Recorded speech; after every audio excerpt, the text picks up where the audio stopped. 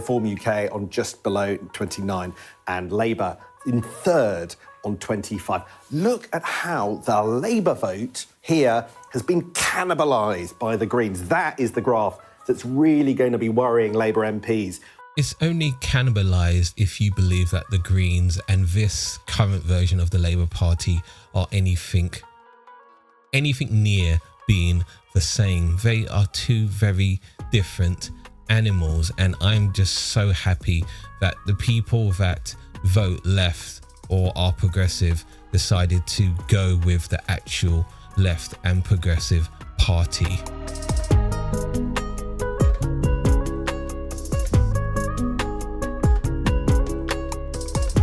Buongiorno freaks and geeks, welcome back to the channel. So the by-election was yesterday. I went to sleep and woke up this morning and three things had happened. Keir Starmer had lost. Keir Starmer had lost badly. Keir Starmer had lost badly to the Green Party. And I think that should fully explain why I have the good head wrap on. Anyway, play my song.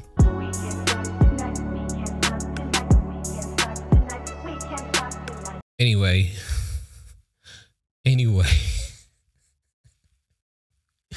So those of you that don't know, there was a very important by-election that happened in Gorton and Denton.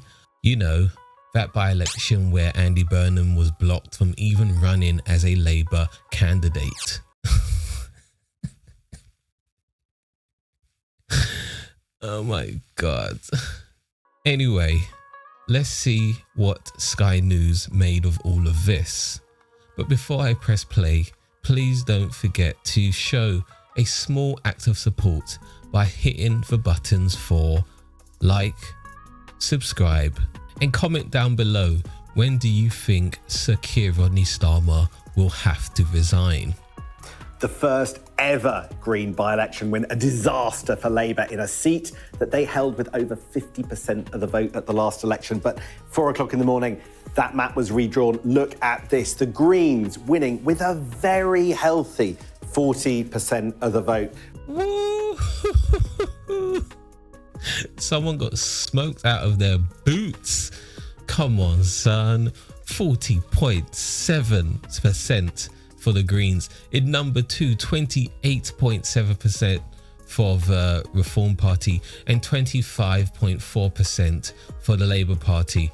And I think the Tories got less than 2% of the vote, and everyone else, everyone else got the remaining percentage. But that is what you call just a drumming.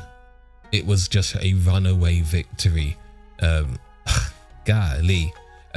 Also, what I might add, this is what happens when you have first past the post, because when you add the percentages for Labour and Reform, of course the Greens don't come out with a clear majority, but such is first past the post, and obviously the parties that came in second and third don't give a damn about proportional representation. They don't even care about representation, to be honest. Reform UK on just below 29, and Labour in third on 25.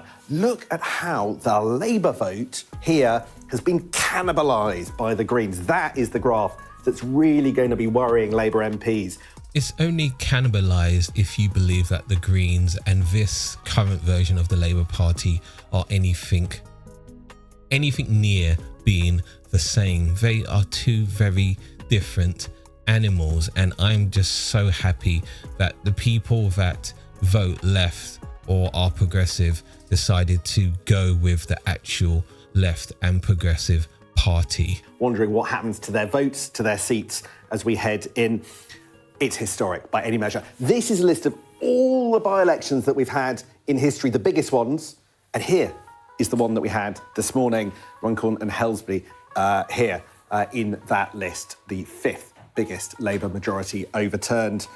Now, you've heard from ministers already today that they think that this is par for the course. Governments lose their by-elections midway through a parliament. But I have to say, if you look closely, it's not quite the whole picture, because this is the scale of the defeat. 26% swing away from Labour to the Greens. We've never had anything like that this close out from a Labour landslide. Look, after the 2001 landslide, nothing like that in any by-elections. Ditto after 1997.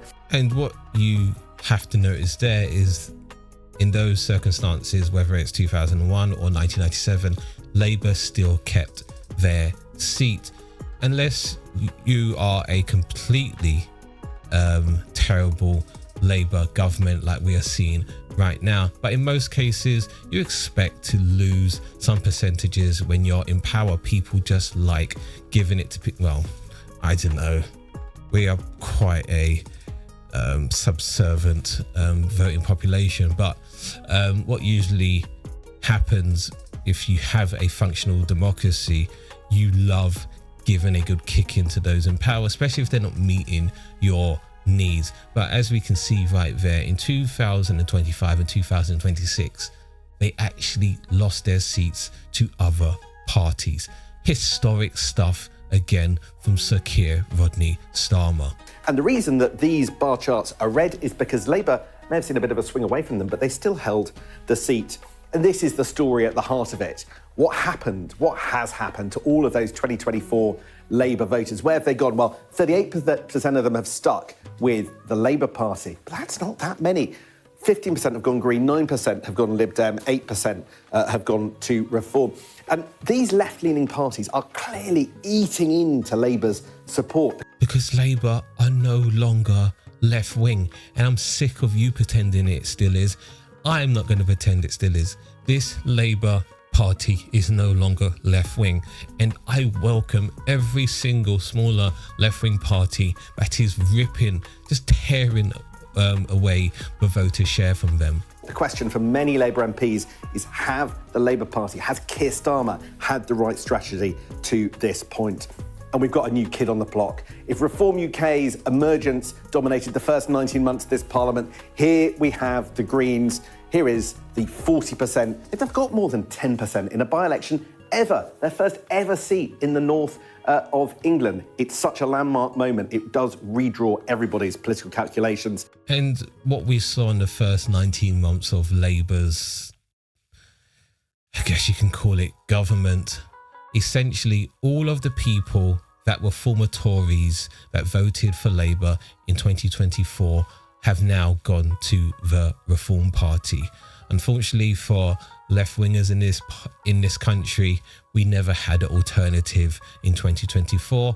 And now, as we are seeing, the Greens are emerging as front runners, as true, at least left of centre politics. So now we are seeing the other end of the Labour Party just leaving a sinking ship, evacuating, if you will, and going to the Green Party. It is delicious to watch. Reform UK, well, they came second, and it's their third best by-election performance, but they're not happy. Look at this piece of social media from Nigel Farage. He said it was a victory for sectarian voting and cheating. How convenient is that? Wow, how convenient is fucking that? He relies on sectarian. What is he talking about? Like, these hypocrisy is a hell of a thing, and Nigel Farage has it in unlimited quantities. I wish we could power our houses on his hypocrisy. Allegations about what's been going on in polling stations, but the Green Party clear. They said they want all over the constituency and reject that allegation. Little bit of a footnote. Where are the Tories? Well, up here, the worst ever Conservative by-election performance. That is a disgrace. Not one that Kemi Badenoch's going to want to dwell on. But here is the result again. This result is going to redraw British politics. It's a seismic moment for Keir Starmer. He's got to defend his strategy, set out what he's going to do next. The blame game is already underway. Where is it going to end? The blame game, you know. It starts and stops with Keir Starmer. Keir Starmer needs to be swept out of the way and let in an actual at least Labour MP become leader. That could have been Andy Burnham if he was allowed to have run in this by-election, but he wasn't. And I think that's why, actually maybe not, because he wouldn't have been able to become leader if Labour had lost in that by-election anyway. But anyway, Keir, you need to leave.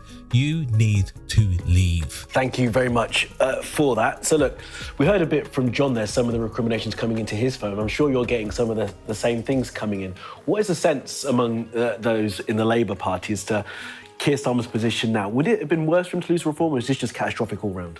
I think there is no doubt that a loss to the Greens is the worst outcome for Keir Starmer. Of course, like people, when you look at politics as a team sport, you would expect, you wouldn't feel so bad if Labour lost to reform, because they're supposed to be on clearly different sides of the political spectrum. I don't believe they are currently, but if you want to be literal about it, they are supposed to be. But Keir Starmer losing to the Greens when they're supposed to be both left-wing, but in my opinion, only one of those parties are currently left-wing, it sends a clear message. Nobody likes you. You are the stinky boy. You need to go into the corner. You have no friends here. Because of that sense that for the first 18 months of his time in Number 10, Keir Starmer has been fighting to protect his right flank, stop votes bleeding to reform UK. And then look at the results. All of these votes bleeding to the left now. Think about it. How could Labour, Keir Starmer's Labour, be fighting to stop votes bleeding to the right of them? They shouldn't be worrying about that. If you weren't right-wing in the first place, you wouldn't have to worry about votes going to your right. The Tories would be worrying about that. But no, because you've placed yourself like firmly in what was traditional Tory heartland, that's why you're worried about votes bleeding to the Reform Party, you bozo. With a loss to the Greens, there is going to be panic. Now, the blame game's underway, but listen closely, because there are basically two factions slugging it out. There are those that think that Keir Starmer neglected the sort of left wing of his leadership, with his hardline position on immigration, Shabana Mahmood's indefinite leave to remain plans being blamed for Labour's defeat here. But others say, hang on a moment, we need to be where the British public is. If you start to move to the left, are you really saying that a looser immigration policy, higher borrowing, more spending is the right answer at this point? What are your actual alternatives? It's all very well to talk about Labour values. What does that mean in reality? All of the above. This debate has got a long way to go. People will talk in broad brush terms, but Kamali, the question must always be, forget the ideology, what are you actually saying should change? Yes. I don't know what you mean by relaxed immigration. Like, we don't have relaxed immigration here. Our immigration policy is dictated on where we want our workers, our working class workers to come from. It has never been relaxed unless you're going back to the early 1900s. Yes, more public spending, more borrowing. How much borrowing do you think happened during the pandemic? The Tory government at that time borrowed just so they could prop up all of those so-called job creators, to enable them to do furlough schemes, and they borrowed a hell of a lot then. If Labour actually bothered to care, they would have did a massive redistribution scheme, but we'll get to that in a moment. Interesting. Well, yeah, so a lot of soul-searching for Labour, but what about pressure on Keir Starmer himself? Well, overnight, I got one more Labour MP saying that he should stand down. Now, that's significant, and they were a mainstream MP, not one from the left. I beg your pardon, sir. What does that mean? He's a mainstream MP, not one from the left. You do realise on the Labour membership card, it says it's a socialist party. How can you, as a Sky News journalist apparently, say that with a straight face? we have a mainstream Labour MP say he should stand down, not one from the left. Are we an upside down world? This is crazy that people are saying this type of stuff with their whole chest. But it's only one, and I'm not sure that there's a tidal wave about to hit. Could one of the potential leadership challengers actually leap in and maybe challenge Keir Starmer directly? Well, we'll ask around today. I don't feel that's the case at the moment, but could this be a moment? It feels to me like there's not long enough to change leader between now and the May elections, where they're going to be electing national leaders in Scotland and Wales. There are council elections in London and Manchester. The time is too tight. I think the most likely outcome is all of this throws forward to after the May elections. That is the crunch point, and that is when all the opponents will be readying their campaigns for. Yeah, I totally agree. I said that in some videos back.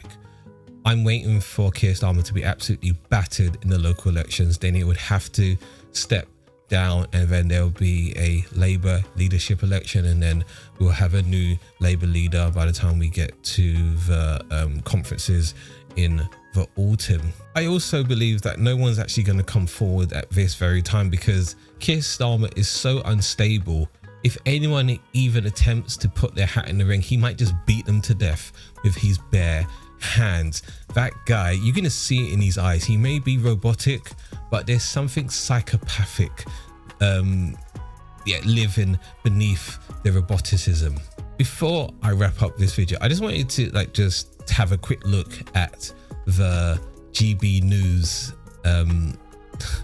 YouTube page, because as usual they are having a normal one. Green Party shameless pandering to Muslim vote attacks democracy. What does that even mean? Are they not allowed to vote because they're Muslim? What do you mean by pandering? You mean that the Muslim population should just vote for people that are openly hostile towards them? Like, that's weird. Oh, illegal family voting reported in Gorton and Denton by-election could cause Green win. What do you mean illegal family voting? You have to bring ID now to general elections and by-elections. Do you mean someone from the Green Party went to the local cemetery and started picking out families they're gonna make vote for them? That is so weird. Keir Starmer's worst nightmare definitely is devastating results for Labour in crucial election. Very true. Victory for sectarianism and cheating. Shut up, Nigel Farage. The Labour Party is done. I definitely agree with that. Like, I hate when I have to agree with GB News. Like, they are the worst people to agree with, in all honesty. Farage's reform breakthrough. I don't really believe that. It seems like since the Tory party only got 1.9% of the vote in that by-election, it really seems like Labour and Reform actually split each other's votes. It seems like the only people that were voting for those two parties were actual right-wingers. Like, you two are losers. Keir Starmer reacts to dismal defeat. Gosh, I saw that his reaction was that it was just very disappointing. My dude, it was much more than disappointing. You need to go. You need to leave. And this is so random. Jesus is a mansplainer. Shut the fuck up! What? Like, I don't know what goes through the producers' heads over at GB News, but they need a psych evaluation. Anyway, so that's the video. I'm maybe too giddy. I'm going to have to take off the next few days off work, because if I walk around with this hard of an erection, I will be arrested for lewd behavior. So tell me down below, what do you think will happen next? How long? Like, the countdown is obviously already started. Keir Starmer cannot stay in this position much longer. You got battered, absolutely clobbered in this by-election, and I don't think things will get any better for you in the local elections in May. It's going to be an absolute bloodbath for you.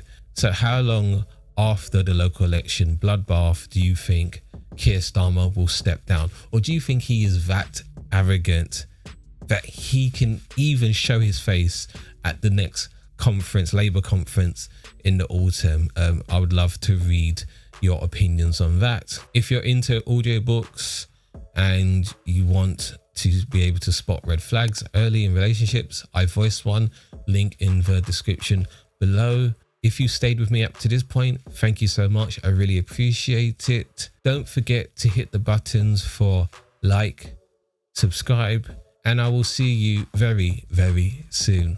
Okay, ciao.